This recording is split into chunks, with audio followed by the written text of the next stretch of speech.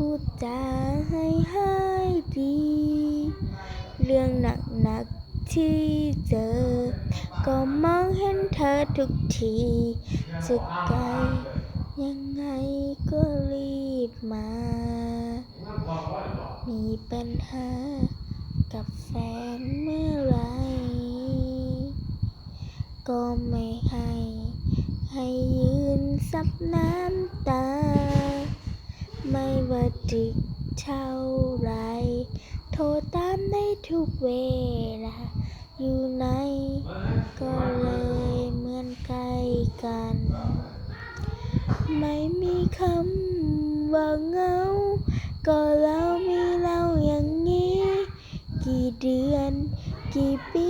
ที่เลยผ่านแต่คำซึ้งใดๆไม่เคยพูดไปสักวันตรงกันตรงใจว่ามากมายแค่เพียงสบตารู้ใจวันไหนก็ไม่ทิ้งกันทุกวันไม่เคยหวั่น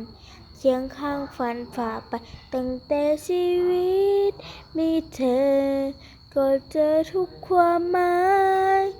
จะใกล้โดยไม่ยิ่งใหญ่ดีใจที่ได้เป็นเพื่อนเธอนานานานานานานานานานานานา